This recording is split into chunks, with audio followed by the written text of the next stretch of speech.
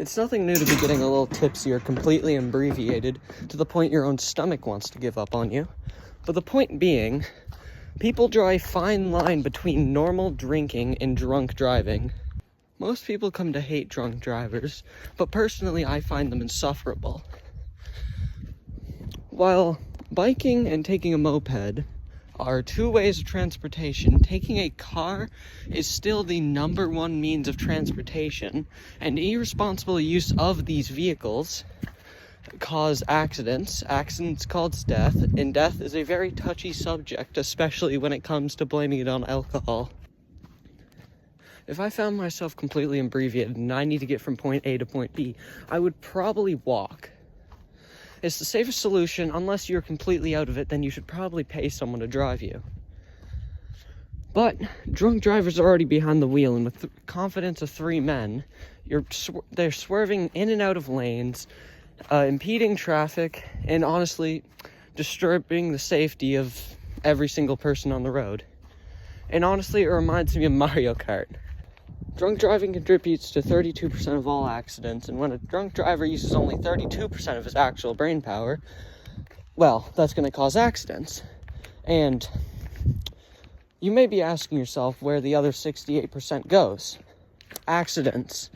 Drunk driving in itself should not be considered an accident. Even though you're so confident in the first place to get behind the wheel, you're still conscious enough to make the decision to get behind the wheel. And have you seen a drunk driver actually get caught? His excuses are so terrible that they're comparable to a toddler. And it's honestly humorous. They run along the lines of something like this.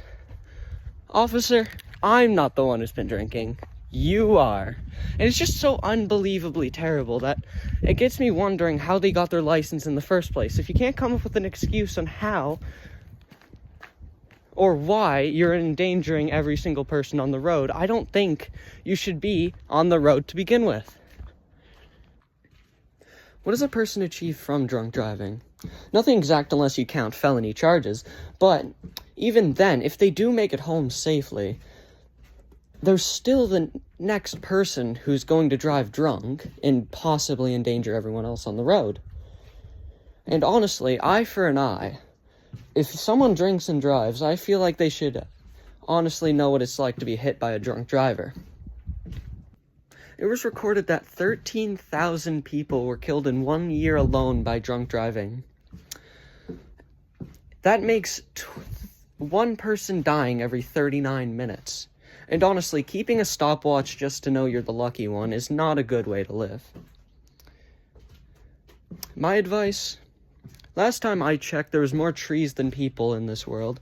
And honestly, just do them a favor and hit a tree instead of a person. Bye.